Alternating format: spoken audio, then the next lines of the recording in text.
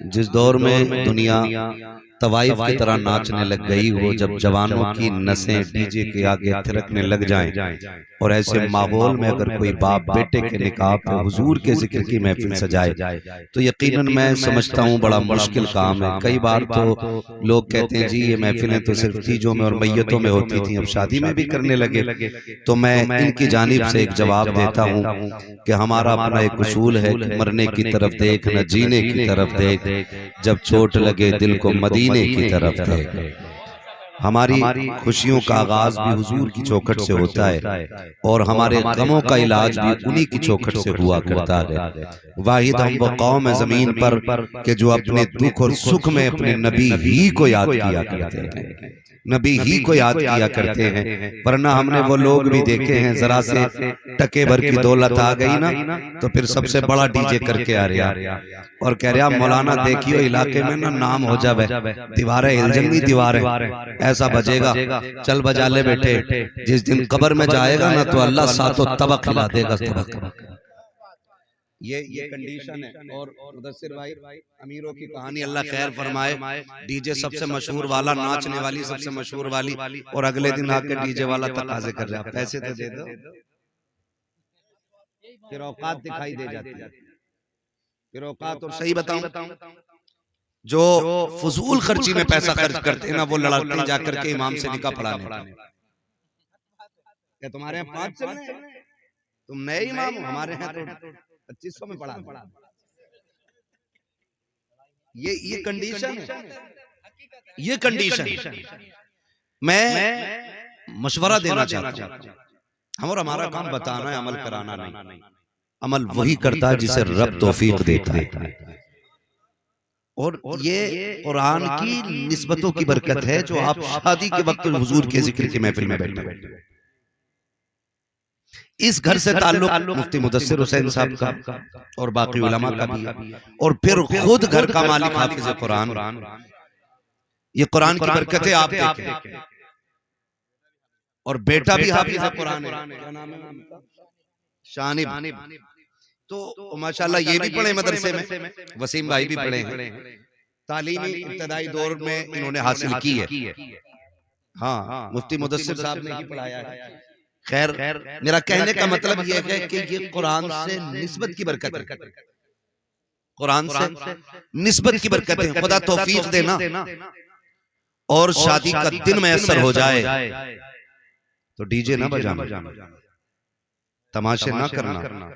खुदा तौफीक दे तो रब रसूल को राजी करने की कोशिश करना। निकाह किसकी सुन्नत है?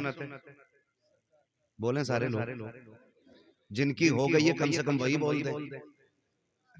इन्हें तो तभी पता चलेगा ना जब इनके निकाह में निकाह मिन सुन्नती कहा जाए, है ना। लोग कहते हैं ना बयान किया, बरातें तो खूब करी हैं, ठीक है। निकाह किसकी सुन्नत है? बोल दें जरा, मुझे लगे कि आप समझ पा रहे हैं। किसकी सुन्नत है? हुजूर की सुन्नत है। और डीजे इब्लीस। बताओ, सुन्नत के मौके पे हम शैतान को बुलाते हैं। 8 दिन नहीं गुजरते जो बहू अपने असली रूप में आती है। फिर कह रहे ना वहां मियां मिले थे, उन्होंने कहीं कछोछा ले जाओ।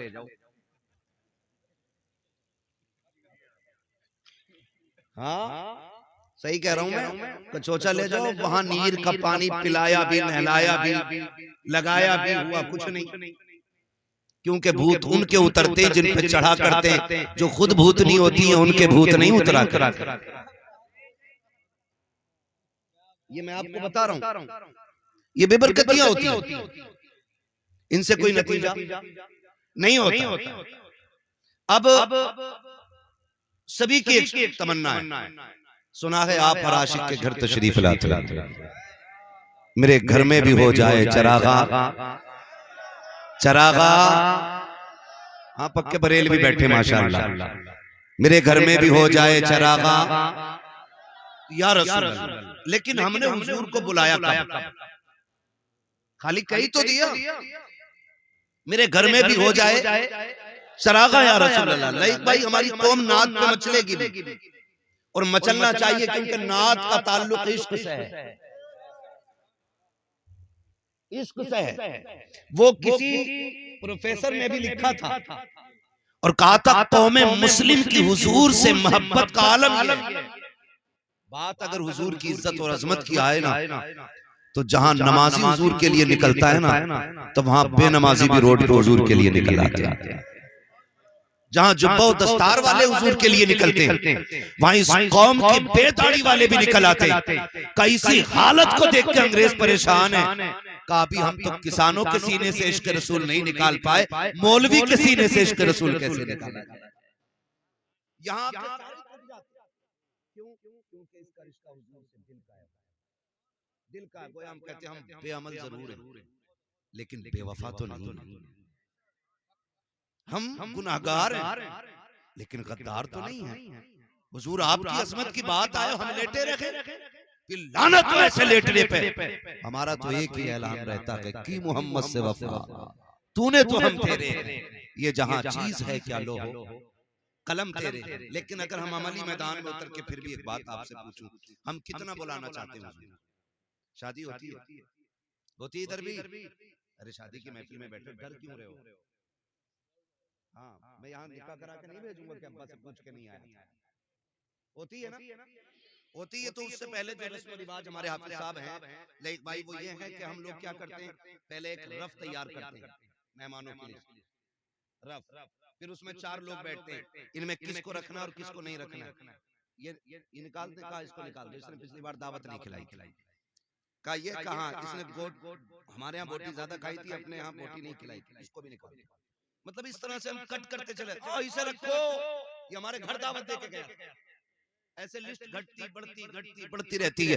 फिर बात आती है रिश्तेदारों पे, फिर बात आती है कुर्ब जवार के लोगों पे। जब रिश्तेदारी की बात आती है, लिस्ट बन जाती है ना, तो बेटा कहता अब्बा फूफा को बुलाओगे कि नहीं? कहा क्यों? कहा वो तो नाराज है। तो लोग बाप भी नाराज भी कह देता नहीं अगर वो नाराज है हम नहीं जाएंगे बुलाने। 4 लोग बैठ के कहते क्यों ना जाओगी जी, तुम्हारे बेटे का आज चोटी से रहा है, तुम्हें जाना पड़ेगा, जाओगे और बच रहोगे, हम जाके तुमसे मनवाएंगे उनको। और पूरी कौम प्रेशर डालती है, जबरदस्ती ले जाकर के पैर पकड़वा जाते हैं। आज के हालात में आपको बता दूं कितने ऐसे मक्कार लोग भी होते हैं कि 3 दिन घर में ही पड़ा रहेगा, जब खाने की बारी आएगी भाग जाता है। कहां है फला साहब? कहा वो नाराज है। कहा 3 दिन से तो यही थे। कहा रोटी नहीं खाएंगे जब तक आप अपने किए की माफी नहीं मांगेंगे। इस तरह से शादियों को भी बर्बाद किया जाता है। मैं कुछ और कहना चाहता हूँ, मैं बताना ये चाहता हूँ जब लिस्ट बनाई जाती है उसमें खालू को भी मनाया गया, ताऊ चचा को भी मनाया गया, सारे रिश्तेदारों को राजी करके लाया गया। लेकिन मुझे बता तो सकी सारे रिश्तेदार आ गए, जरा दिल पे हाथ रख के बताओ,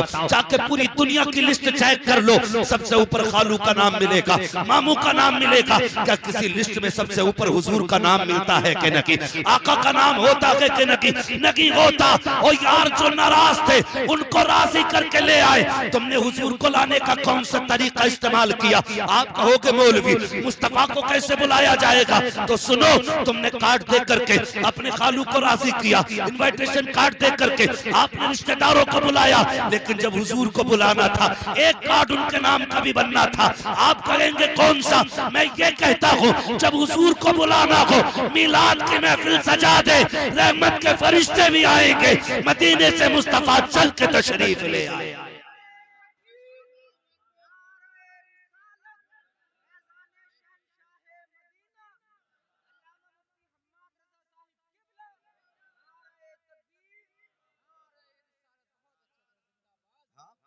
भाई महफिल रखो, जरूरी नहीं है अम्माद आए, मुफ्ती मुदस्सिर साहब आए, लयक भाई आए, ये शोहरा, ये उलमा आए, एक भी मस्जिद के इमाम को बैठा के उनकी नात खानी शुरू करा दे। बात लहजे की नहीं है, बात अंदाज की नहीं है, बात हुजूर की नात की है। जहां नात होती है मुस्तफा अगर चाहे तो तशरीफ ले आते हैं, और अगर आना ना भी चाहे तो मजार में लेटे लेटे तवज्जो फरमा देते हैं। और हुजूर की अगर नजर हो गई ना, तेरी एक निगाह की बात है, मेरी जिंदगी का सवाल है।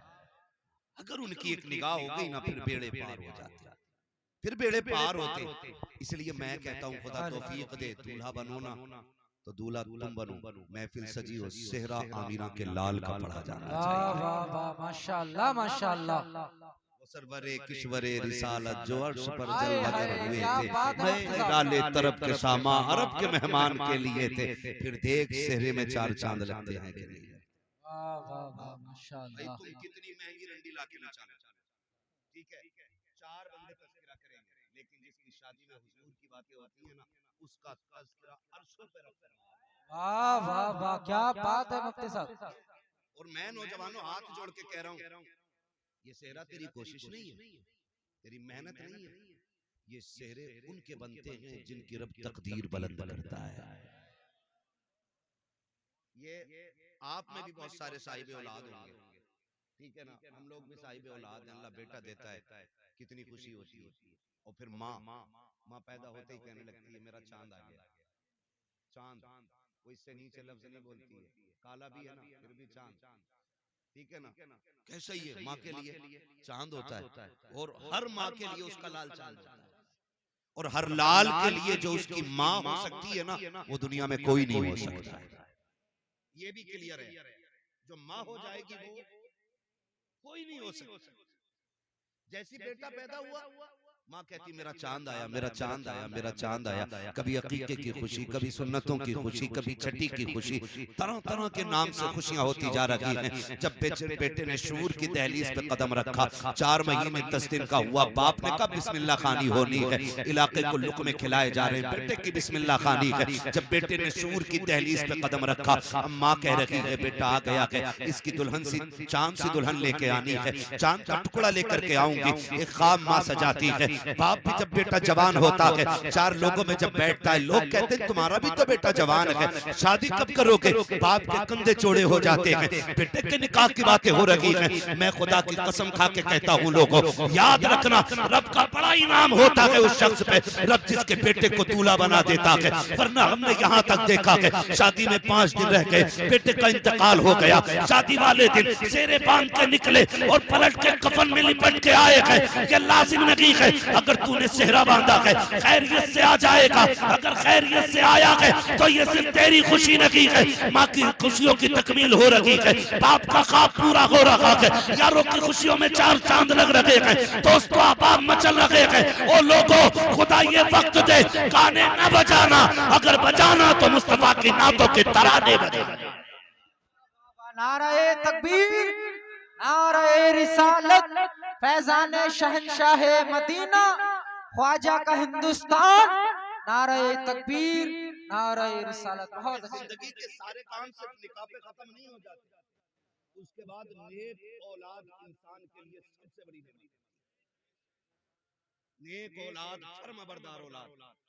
पैसे में सुख सुकून नहीं है, सुने सारे लोग, अगर लगता हो ना पैसे वाला मौज में होगा, पता 8 दिन में पूरी पूरी डिब्बी खा जा रहे हैं, बोली होगी, फिर जाके सोता है।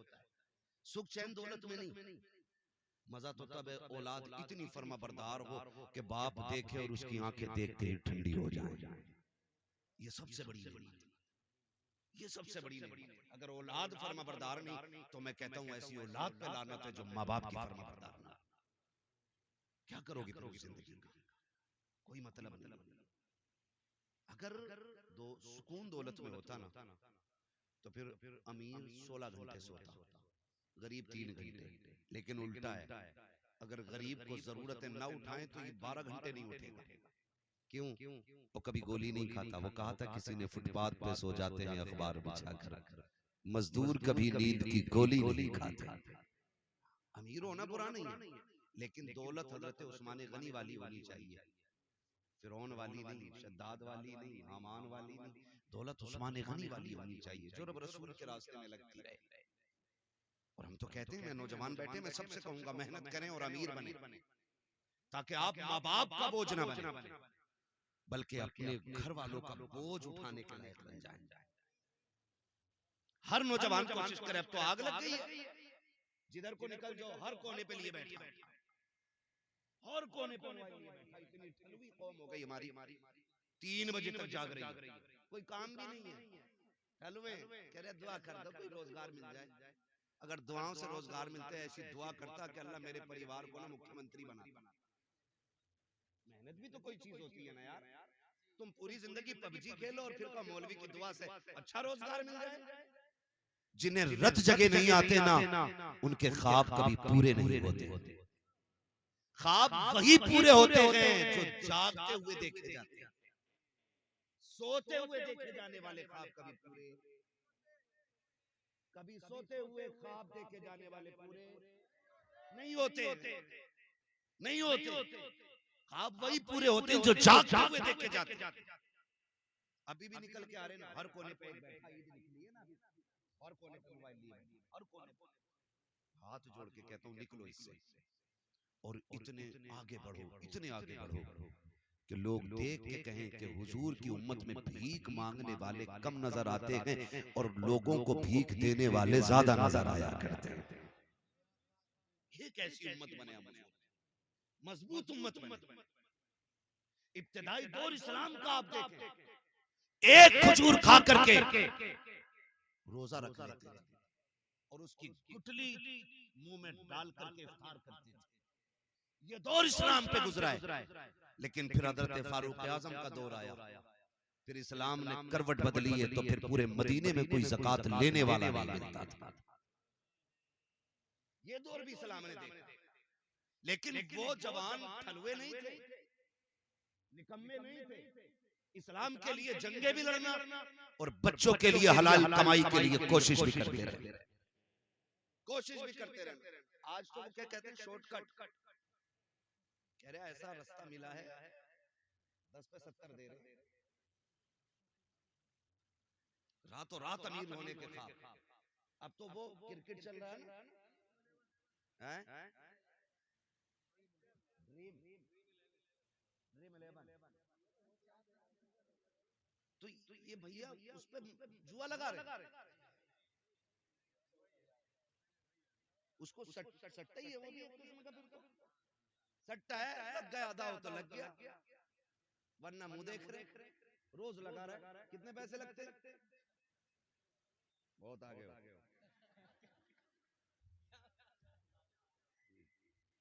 ठीक है, मैं आपको बताना चाहता हूँ, हमारे 1 रुपए की वैल्यू जानते हैं आप? 1 रुपए की वैल्यू फरमाया गया, अगर मोमिन की हलाल कमाई का 1 रुपया कब्र में गिर जाए, तख्ते लगा दिए गए, हुक्म यह है कि तख्ता हटाया जाए, पहले रुपया निकाला जाए, फिर दफन किया जाए। तुम्हारे 1 रुपए की वैल्यू ये है, और लालच लेकर डूब गया हमें, शॉर्टकट के चक्कर में हराम पे उतर आए हम। अल्लाह उस दिन से पहले मौत दे दे जिस दिन हमारे हलक में हराम का लुकमा जाए। हलाल, इमाम गजाली से किसी ने कहा था, हुजूर दुआएं कब कबूल होती? अब तो रस्म चल गई है, दुआ करिए। उन्होंने भी कह दी, ठीक है जा, अल्लाह तेरा भला करे, और पता चले जो कह रहा भला करे उसका सबसे ज्यादा बिगड़ा हुआ मसला है। इमाम गजाली से कहा, हुजूर दुआएं कब कबूल होती हैं? फरमाया 2 काम करना, दुआएं कबूल होंगी। कहा क्या? कहा कभी हराम ना खाना और कभी झूठ ना बोलना। हाथ तेरे उठेंगे, मकबूलियत की जमानत खुदा अता फरमा देगा। ये 2 काम करने थे, लेकिन हम शॉर्टकट के चक्कर में निकल गए। इससे भी शॉर्टकट ये है, लल्ला जवान हो गया, 10 लाख तलौंडिया वाला दे गई, अपनी मर्जी से बेटी वाला कायनात उठा के दे दे, उसकी मर्जी है। भीख मांगने वाले पैदा हो गए, 4 बेटे तो हिसाब लगा रहा, 10 कलवा में, 10 मलुआ में, 10 बब्बन में, 10 अच्छन में, कितने लाख हो गए? 40 लाख का। ऐसे ही शॉर्ट रास्ते से अमीर बन जाएंगे। जहेज में मांगा गया 1 भी रुपया हराम हराम हराम, ये शरीयत है, ये शरीयत। और इस चीज ने कौम का बेड़ा गर्क कर दिया है। जब से डिमांड की आग लगी है ना, कह रहा नहीं नहीं, प्रधान के बेटे से कम नहीं मिलना चाहिए, मुझे इतना दोगे तब बेटी, कब मैं तुम्हारी बेटी का रिश्ता कबूल करूंगा। और खुदा के वास्ते मेरे भाई, अगर 10 लाख से गुजारे हो जाए तो लेके रख ले, अगर 20 लाख से नस्लें पल जाए तो पैसे संभाल के रख ले, और अगर गारंटी ना हो तो फिर हाथ ना फैला। ये कौन दे सकता है तुझे जो खुद दूसरों के मोहताज हो? ये कैसे भले पूरे करेंगे? उससे मांग जिसके खजानों में कमी नहीं आती है। और ऐसा कौन है? बरेली वाला कहता है, कौन देता है? देने को मुंह चाहिए, देने वाला है सच्चा हमारा।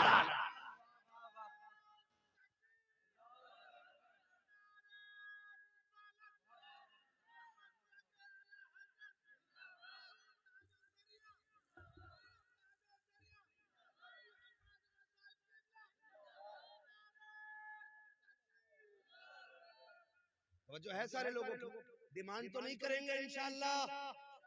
बहुत कम हाथ उठे, लग रहा सारा बिजनेस यही है। ये बीच वाले लोग क्यों हो गई है भाई? जिनकी हो गई है तो वो अपने बेटों की नियत ना करें कि अल्लाह के मैंने नहीं। हाँ, कई बार हजरत ऐसा हो जाता हाफिज साहब, अब्बा दीवाना हो जाता, कहता भैया 2 सूत से कम की पिलाई ना हो, 2 इंची से कम की पिलाई ना हो, जबकि एक बार भी बैठने नहीं मिलता इस गरीब को बेड पे, और अपनी आखिरत तबाह कर रहा है। लिस्ट में बुलेट भी है ऊपर, कह रहा ये जरूर हो कभी नहीं बैठेगा इस बुलेट पे, इसे साइकिल पे ही रहना है, मगर अपनी आखिरत तबाह कर रहा है। ना करें, ना करें। इसलिए कि कोई भी बेटी वाला, मैं तो कहता हूं जिसने बेटी दे दी उसने सब कुछ दे दिया। जिसने बेटी दे दी उसने सब कुछ दे दिया। और बेटी ही का जिक्र नहीं है, गाड़ी का जिक्र है, फ्रिज का जिक्र है, एसी का जिक्र है, जनरेटर का जिक्र है, इन्वर्टर का जिक्र है, लिस्ट में सोफे भी है, पिलाई भी है, सारी चीजें क्या अगर नहीं है तो बेटी के औसाफ नहीं है। कोई ये नहीं पूछता है जिसके साथ निकाह किया है उसे कुरान तजवीद की रियायत से पढ़ना आता है कि नहीं, उसे नमाज दुरुस्त याद है कि नहीं। कोई ये पूछने वाला नहीं है जिसको बहू बना के ला रहे हो वो तहज्जुद गुजार है कि नहीं, जिसे तुमने बहू बनाया है वो फजर वक्त पे पढ़ती है कि नहीं, जिसको तुम घर की रौनक बना रहे हो उसके लहजे में कुरान की खुशबू आती है कि नहीं। कोई पूछने वाला नहीं है जिसको तुम चांद का टुकड़ा कह रहे हो उसके माथे पे सजदों के निशान है कि नहीं, जिसे तुम जन्नत की परी कह रहे हो। बता तो सही अखलाक में खातून जन्नत का किरदार नजर आता है कि नहीं। खुदा की कसम करोड़ों ले आओ, अगर औरत बतमन लाए हो मोहताज रहोगे, खाली हाथ ले आओ, नेक औरत ले आओ, अल्लाह तुम्हें दुनिया ही में बादशाहत अता फरमाएगा।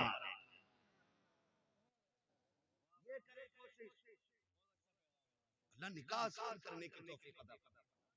डिमांड तो नहीं करेंगे ना इंशाअल्लाह। नेक औरत तलाश करें नौजवानों, नेक नेक। और आपको मैं बता दूं बहुत जरूरी बात, वक्त बड़ी तेजी से बढ़ रहा है, मैं भी समझ रहा हूं कि अब ये वक्त गुफ्तगू का नहीं है क्योंकि वक्त ही इतना हो चुका है। वजह है सारे लोगों की, जितने सुनना चाहते हैं वो कह दें जरा या रसूल अल्लाह, सारे ही सुनना चाह रहे हैं। बहुत अच्छे लोग हैं माशाअल्लाह, खुदा सलामत रखे। मैं एक बात कह रहा हूं, देखिए एक जरूरी बात, सारे नौजवान सुने,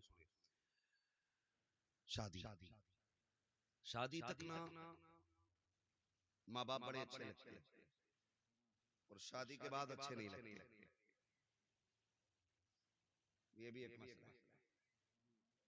शादी के बाद माँ बाप अच्छे नहीं लगते, 90% ये शिकायत है, समझ रहे 90% लोगों की शिकायतें रहती है। नौजवानों में एक बात बताऊं, हमेशा याद रखना, हमेशा याद रखना, औरत की जगह दिल में है और औरत तुम्हारे दिल में रहती है लेकिन तुम माँ बाप के दिल में रहते हो, ये याद रखना। तुम औरत को दिल में रखते हो और तुमको माँ बाप दिल में रखते हो, इसलिए तुम्हारे लिए दुनिया में सबसे बड़े माँ बाप रहने चाहिए। उसमें मैं भी अपने आप को शामिल कर रहा हूं, हम सब के लिए सबसे ज्यादा अहम माँ बाप होने चाहिए। होता क्या है, कसम खा के कहता हूं मैंने देखा नहीं, बेटा जब दूल्हा बना होगा ना, हाजी बारात गई थी ना, किसी ने देखा कि हाफिज सलीम साहब की खुशियों का आलम क्या था। भाई दोस्तों की खुशियां कितनी होती हैं, जैसे दूल्हा के कपड़े वैसे दोस्तों के कपड़े, ये भी सूट में वो भी सूट में, ये भी बूट में वो भी बूट में। हाँ, मगर इतना न किया करो नकल, थोड़ी बहुत फर्क रहना चाहिए ताकि दूल्हा का पता लगता रहे दूल्हा है कौन सा।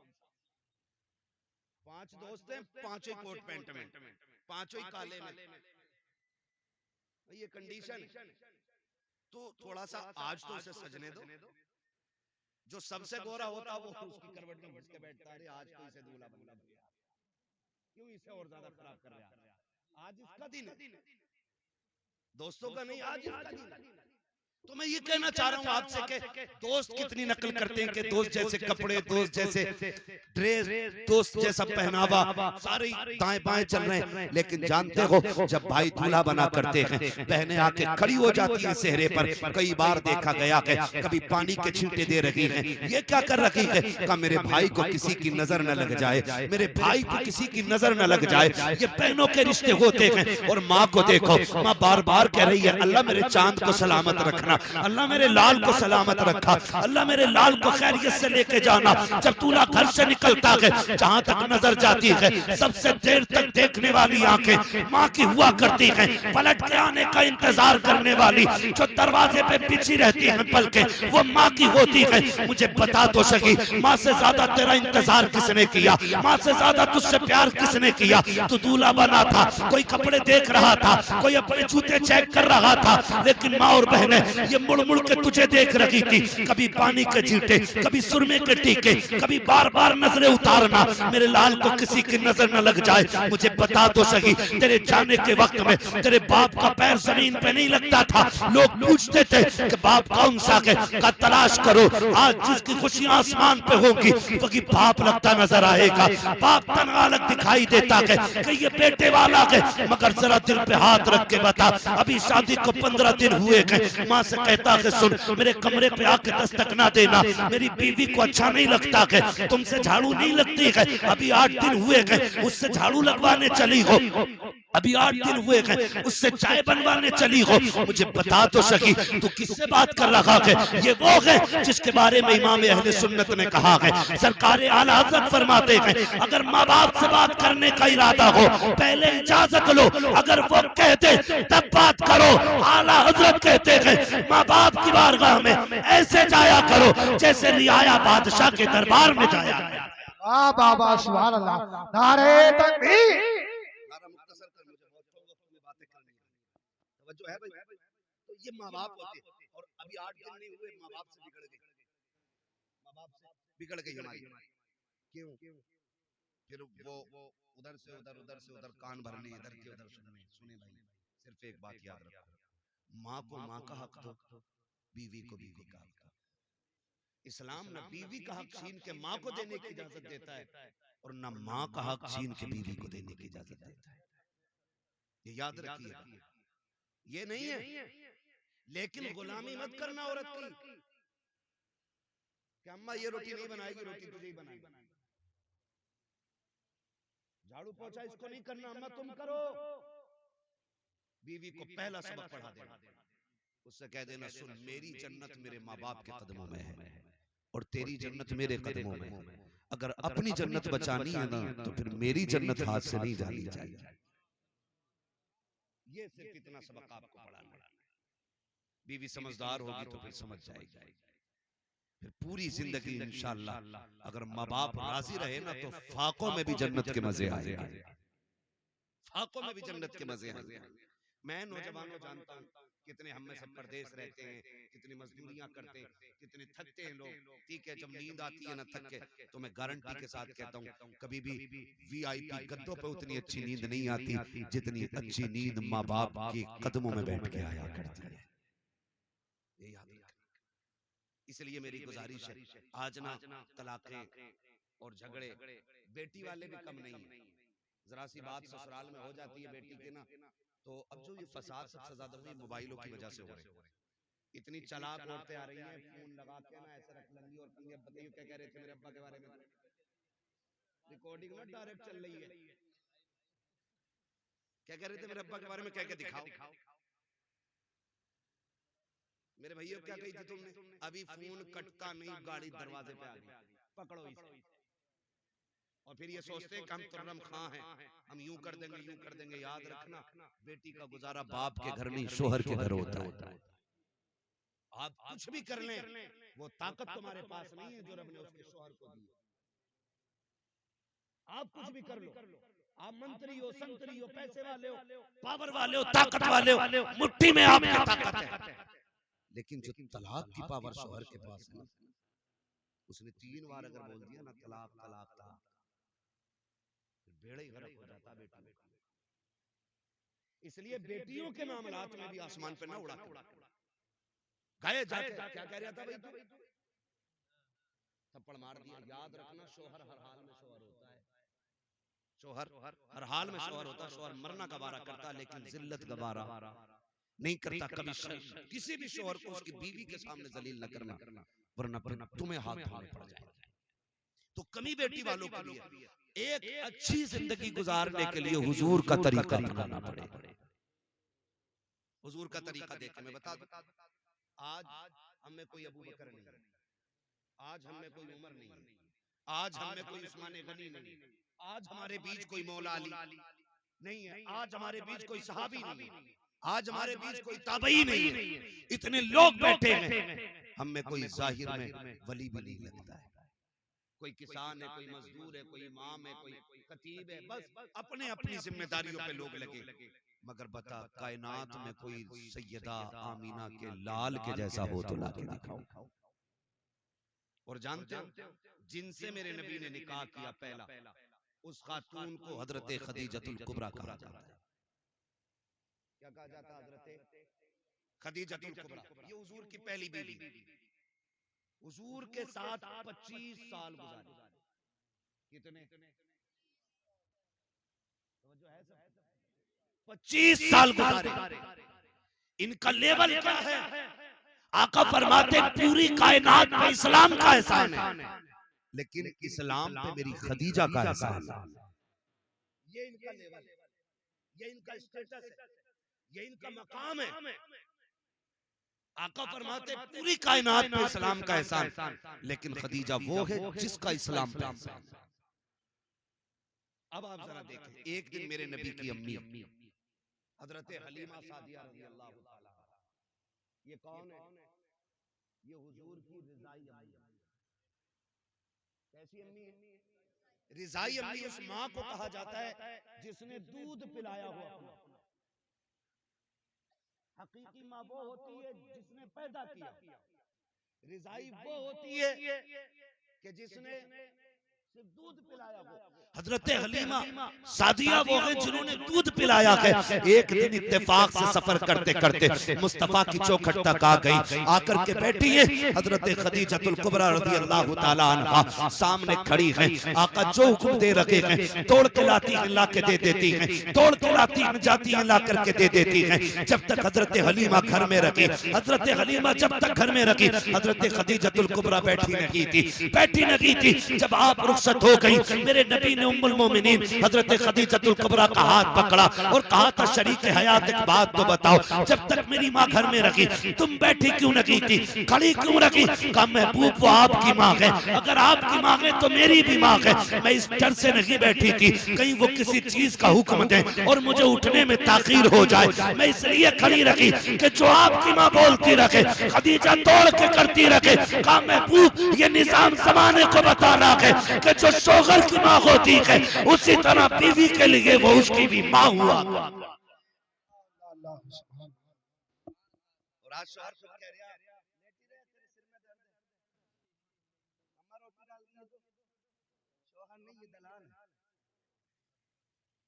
हद हो गई भाई, हद हो। चापलूसी की भी हद हो। माँ बाप हजरत खदीजतुल कुबरा खड़ी रही। आज तो देख के खड़ी नहीं होती जनाब। और कंडीशन कुछ बेगैरत घरानों की ऐसी है कि दुपट्टे भी सर पे नहीं रखती ससुर को देख के। और बहुएं कहती बड़े मियां कहां? बहुएं इसलिए बड़े मियां कह रही हैं क्योंकि बेटा खुद कह रहा ना, हाजी जी कहां? अपने अब्बा को प्रधान, मुखिया, हाजी जी, अब्बा कहते हुए इसकी जबान टूट रही है।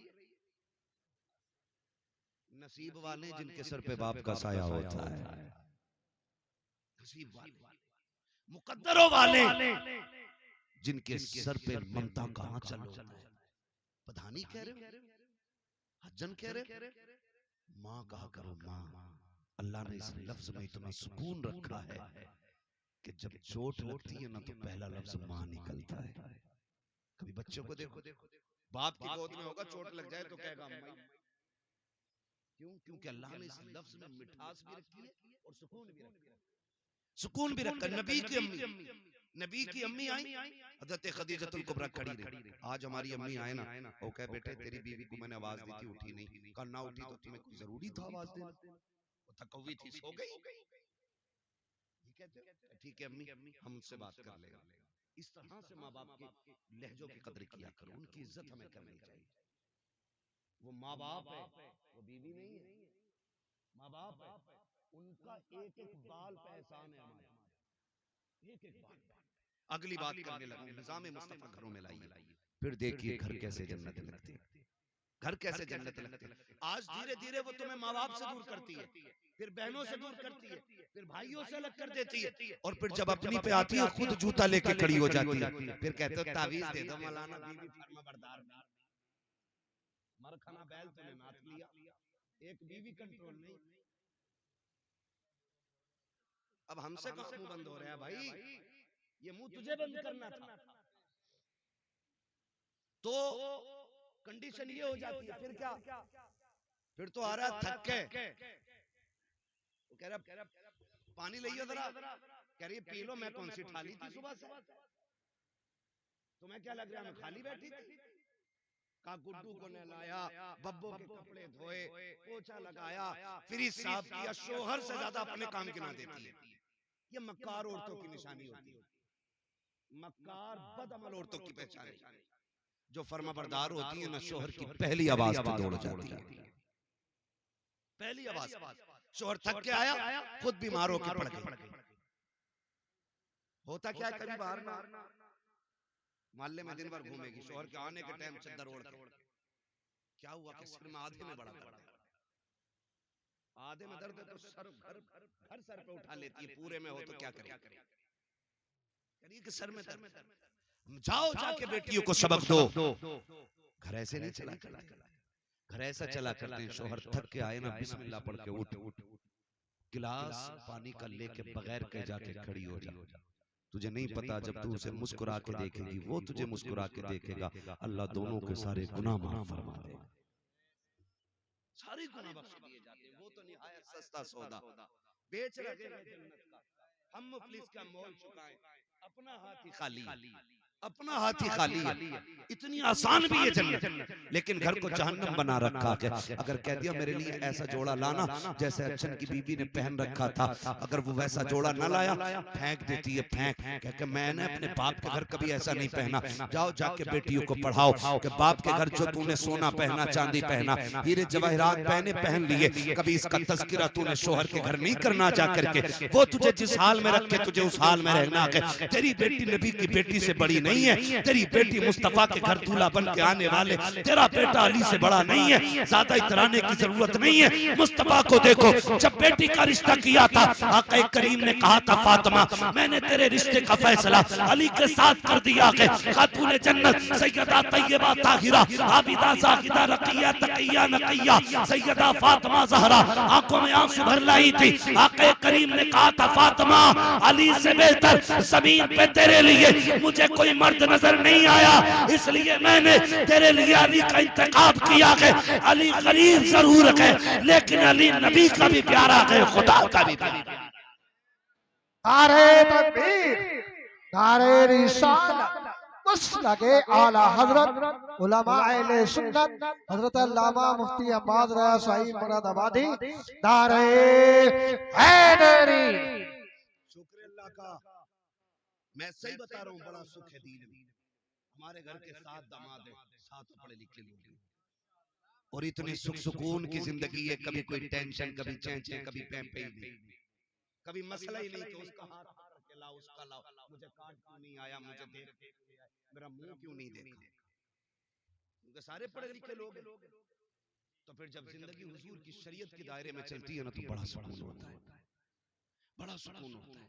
बहने अल्लाह ने साथ दी, साथों पढ़ी लिखी कारिया, बड़ा सुकून रहता है। ऐसा माहौल घरों का बना, ऐसा माहौल बना। जब ये जिंदगी होती है ना, तो फिर फर्मा बरदारी और सुकून में जो मजा आता है ना, वो खाली ससुर से लिए गए 15 लाख में नहीं आता। एक फोड़े में 15 नहीं, 15 के 35 निकल जाए, ये याद रखिएगा। इसलिए हराम के चक्कर में ना पड़ना, मेहनत से अपनी कमाई से लाओ। फिर 5 में अल्लाह 50,000 की बरकत दे देता है। तो मेहनत का होना चाहिए, मेहनत का होना चाहिए, अपनी कमाई का भीख में मिले हुए से क्या यार। तुमसे हमसे सबसे ज्यादा पैसे तो उन फकीरों के पास है जो जामा मस्जिद के गेट पे बैठ के भीख मांगते हैं। पैसा तो उनके पास भी, लेकिन इज्जत वाला पैसा होना चाहिए, हलाल वाला पैसा होना चाहिए। तवज्जो है सारे लोग। तो माहौल जब अच्छा होना तो फिर घर जन्नत लगती, बिगड़ जाती, बिगड़ जाती। हुजूर फरमाते 25 साल मेरी खदीजा ने मेरे साथ गुजारे, लेकिन 25 साल आका फरमाते मैंने तबलीग के लिए जाता था, आता था, लेकिन कब 25 साल में कभी मुझे दरवाजा बजाने की जरूरत नहीं पड़ी। ये कौन कह रहा है? ये नबियों का इमाम कह रहा है। 25 साल कहते कभी चौखट बजाने की जरूरत नहीं पड़ी। आका फरमाते एक दिन आया, मैंने खदीजा से कहा, खदीजा क्या बात है, मैं कभी खांसा नहीं, कभी आवाज नहीं दी, कभी कुंडी नहीं बजाई, कभी हाथ नहीं मारा, तुम्हें कैसे पता चल जाता मैं आ गया हूं? बड़ी प्यारी बात खदीजतुल कुबरा ने कही थी, कहा हुजूर आप मेरे दिल में रहते हैं और आपकी खुशबू मेरी सांसों में रहती है। हुजूर कहना उन्हें पड़ता है जिनके आने का पता ना हो। आप आते हैं तो एहसास खुशबू से हो जाता है कि मेरा महबूब तशरीफ ला रहा है। ये किसने कहा? ये उम्मुल मोमिनीन हज़रत खदीजतुल कुबरा कह रही है। आज की बीवी कहती है मर जा, तू लौट के ना आए, ट्रक के नीचे दब जा, तेरा एक्सीडेंट हो जाए।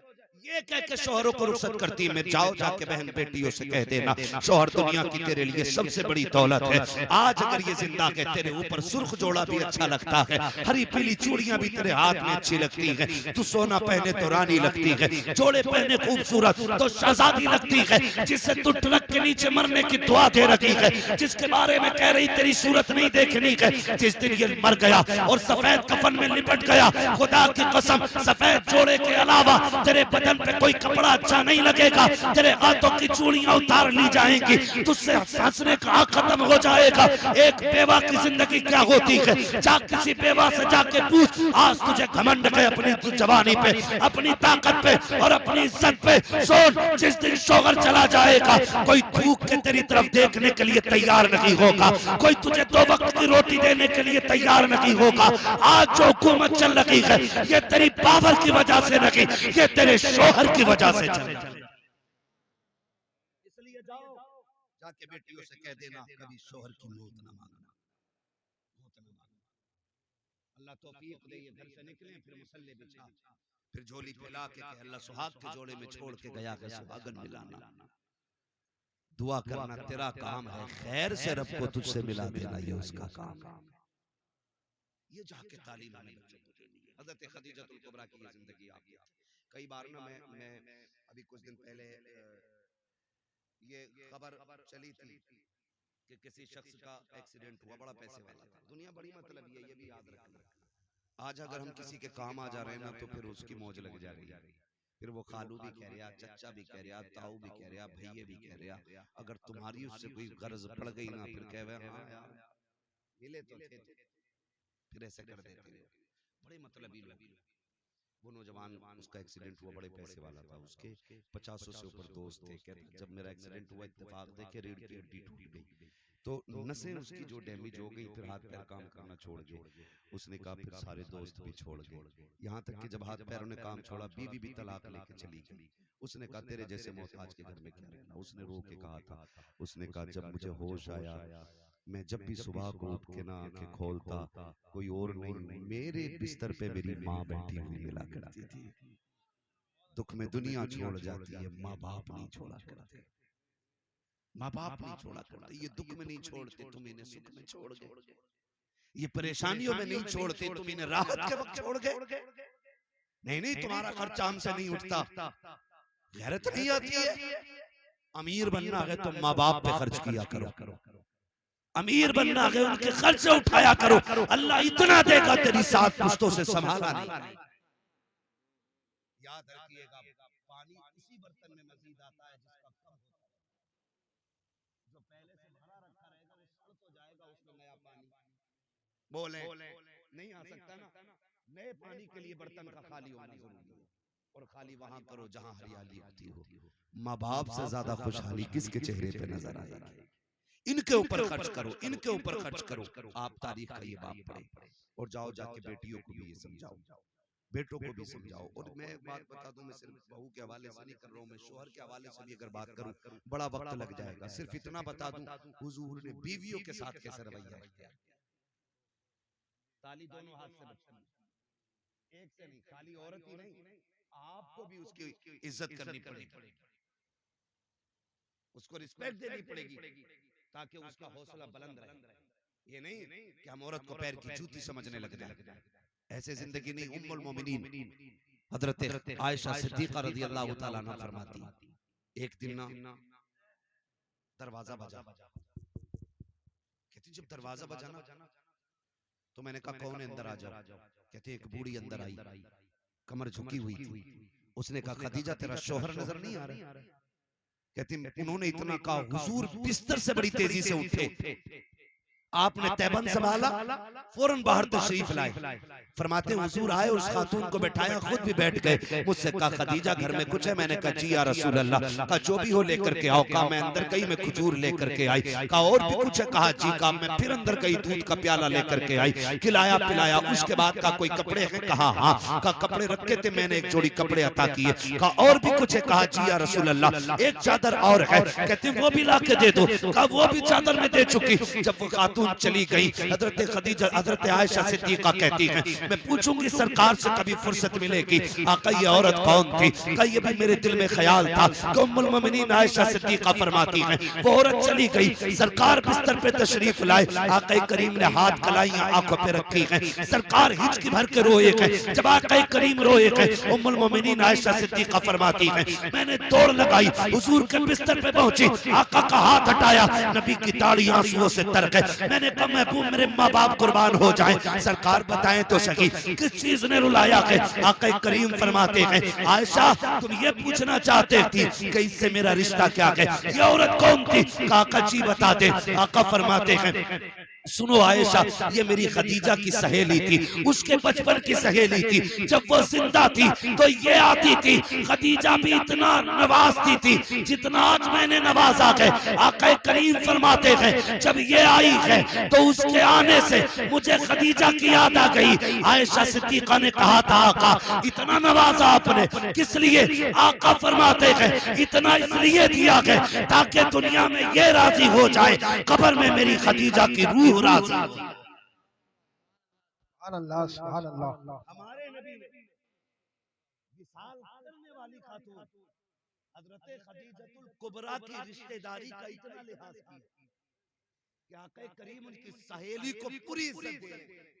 आज हम बीवी के बाप, बीवी के भाई और बीवी के खानदान को इज्जत देने तैयार ना करना ऐसा। इसलिए मैं ये कहना चाहता हूँ अपने घरों के हालात ऐसे कर लें कि हमारे घरों में जन्नत का माहौल नजर आए।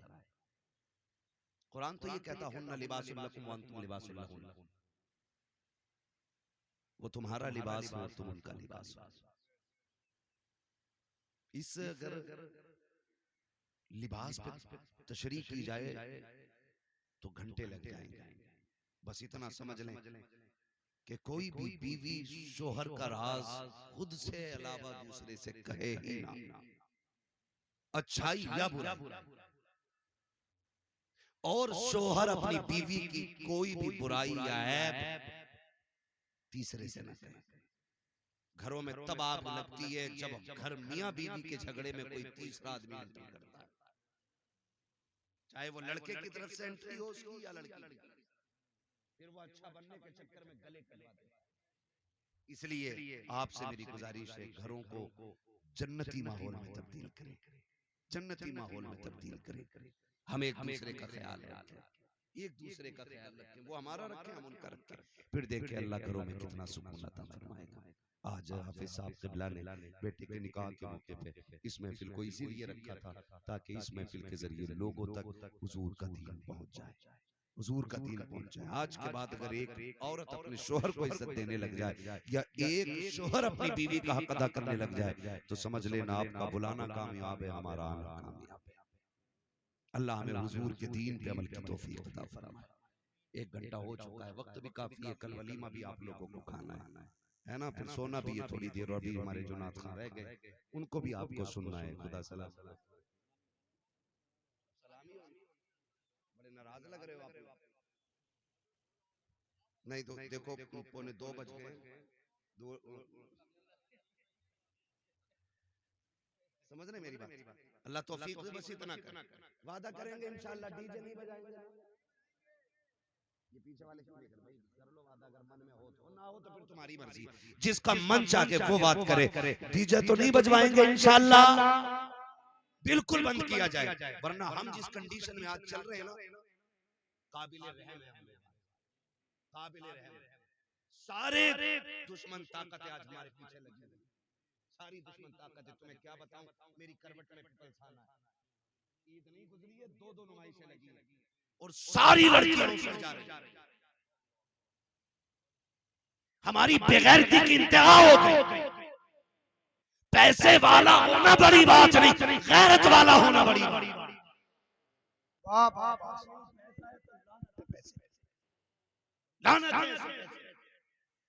कई जगह पे डीजे बजा के मनाई गई। हाँ, अभी टांडे से निकल करके 1 घंटा जाम में फंसे रहे, ईद चल रही है। कौन सी बदमाशी नींदों में नहीं हो रही? इस उम्मत पे अगर ये जालिम मुसल्लत नहीं होंगे तो फिर क्या जिब्रील आएंगे अचानक? ओ भाई, मौत आनी है, मौत।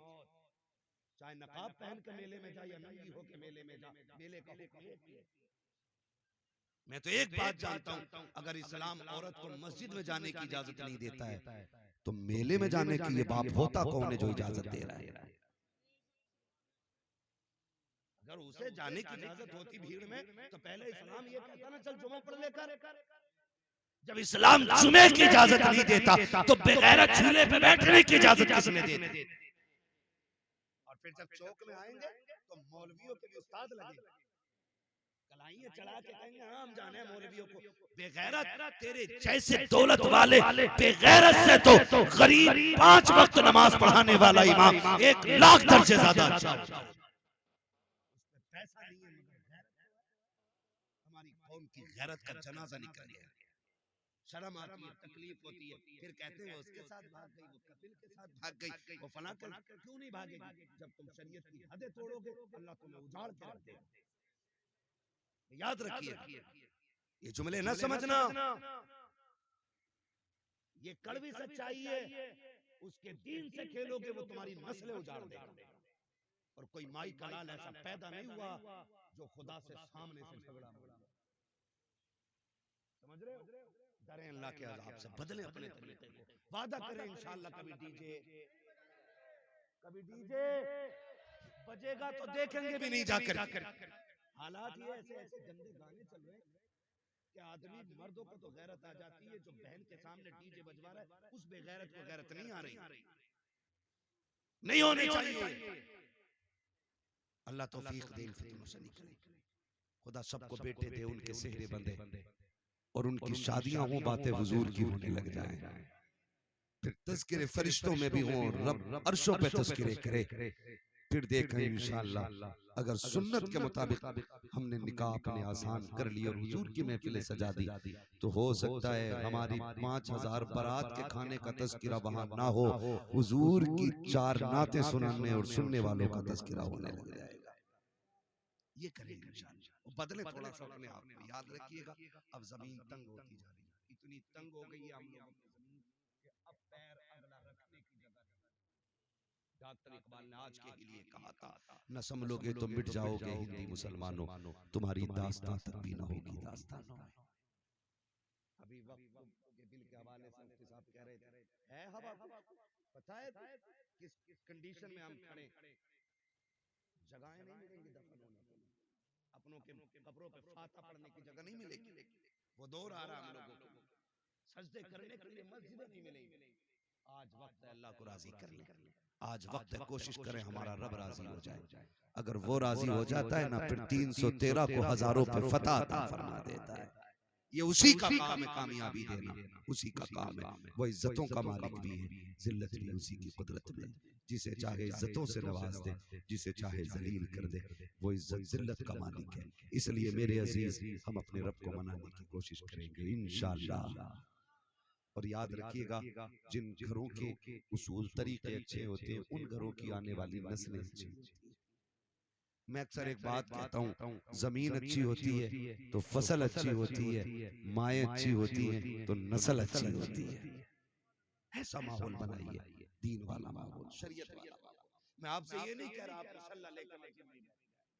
मैं आपसे ये नहीं कह रहा हूं आप तस्बीह गले में टांगे रखें, लेकिन इतना कह रहा हूँ कि चलते वक्त ये सोच लिया करो, ये चलना हुजूर को पसंद है कि नहीं, ये लेटना हुजूर को पसंद है कि नहीं। हम जो ये गाली दे रहे हैं सामने वाले को, इससे अल्लाह राजी होगा कि नाराज होगा? 2 मिनट लगेंगे, जबान बंद कर लो कि बड़े गुनाह से बच जाओ। हमें बस इतना करना, अल्लाह हमें हुजूर के दीन पे अमल की तौफीक अता फरमाए, और अल्लाह हमें हुजूर की शरीयत पर पाबंदी के साथ कामज़द रहने की तौफीक अता फरमाए। फरमाया गया, लक़द कान लकुम फ़ी रसूलिल्लाहि उस्वतुन हसना, मेरे महबूब की जिंदगी आपके लिए बेहतरीन नमूना है। हुजूर की 63 साल जिंदगी पूरी कायनात के जीने के लिए काफी नहीं बल्कि बहुत ज्यादा है। हुजूर के किरदार को देखे, हम तो मगरिब को देख रहे हैं, हम तो पश्चिम की रहने वाली मखलूक को देख के नंगे हो गए, कपड़े उतर गए। नहीं, खुदा की कसम, केला वही अच्छा लगता है जो छिलके में होता है। नंगे फलों पे मक्खियां बैठा करती हैं। बहन बेटियों से कहो नकाब में रहो, औरत उतनी ही अच्छी लगती है जितने ज्यादा पर्दे में रहा करती है। ठीक है ना?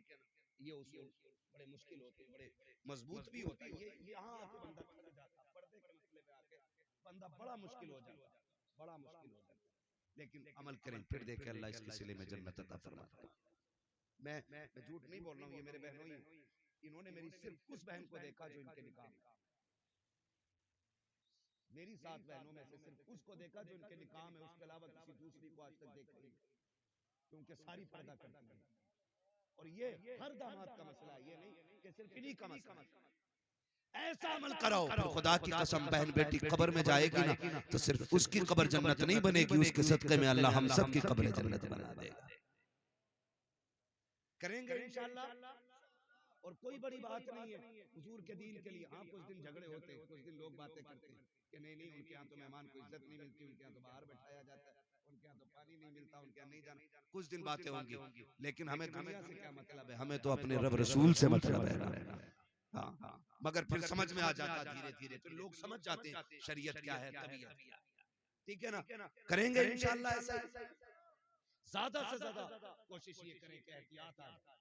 मैं समझता हूँ एकदम इतना पक्का पर्दा तो नहीं हो सकता है, लेकिन धीरे धीरे एहतियात करेंगे ना तो हर घर के अंदर कनीज़े फातिमा ज़हरा नजर आने लग जाएगा। हर घर के अंदर कनीज़े फातिमा ज़हरा। ठीक है ना? जिस तरह देखो दाढ़ी जो नहीं रखते ना, उनसे को रख लेगा, थोड़ी सी बड़ी हुई जो टोपी नहीं ओढ़ते, जुमे जुमे के दिन ओढ़े तो रकात पढ़ के ना ऐसा होता है गर्मी लगने लगी। और हम लोग हर वक्त टोपी ओढ़ने वाले लोग, हम अगर टोपी उतार दें तो ऐसा लगता है जैसे हमने कपड़े उतार दिए, क्योंकि आदत हो गई, आदत हो गई। जिनके दाढ़ी नहीं उन्हें बोझ लगता है, जिनके है उन्हें पता ही नहीं लगता है। और पता नहीं है, खुदा की कसम, चेहरे पे दाढ़ियां सजा लो, 100 ग्राम के तावीज लटकाने से बच जाओगे। ये सबसे बड़ा तावीज। और इसके बारे में फरमाया गया कि दाढ़ी कब्र में लेके जाओ, फरिश्ते भी हया करते हैं। और फरमाया गया जिसके चेहरे पे दाढ़ी होती है ना, हुजूर उसे कब्र में देख के मुस्कुराने लग जाया करते हैं। और फिर जब हुजूर मुस्कुराए, यूं मुस्कुराए जान सी कलियों में पड़ गई, यूं लब कुशा हुए कि गुलिस्तान बना दिया। कोशिश करें अल्लाह हमारी कब्र को रोशन फरमा दे, कब्र को रोशन फरमा दे। अल्लाह हमारे घरों में शरीयत का माहौल पैदा फरमा दे, हमारी बहन बेटियों की निगाहों में गैरत पैदा फरमा दे, हमारे नस्लों में, हमारे भाइयों में अल्लाह गैरत और हया हमारी नस्लों को अल्लाह नसीब फरमा दे, हया अल्लाह हमारी नस्लों को नसीब फरमा दे। बस जो हुए गलत उनको माफ फरमाए रब कायनात। जिंदगी ने दिया साथ, फिर होगी मुलाकात, चमन रहा फूल खिलेंगे, जिंदगी रहेगी, फिर मिलेंगे, मुसाफिर हम भी, मुसाफिर तुम भी, किसी मोड़ पर फिर मुलाकात होगी। सारे लोग कलमा शरीफ पढ़ लीजिए, ला इलाहा इल्लल्लाह मुहम्मदुर रसूलुल्लाह सल्लल्लाहु अलैहि वसल्लम। एक आध दो शेर पढ़ दो उसके बाद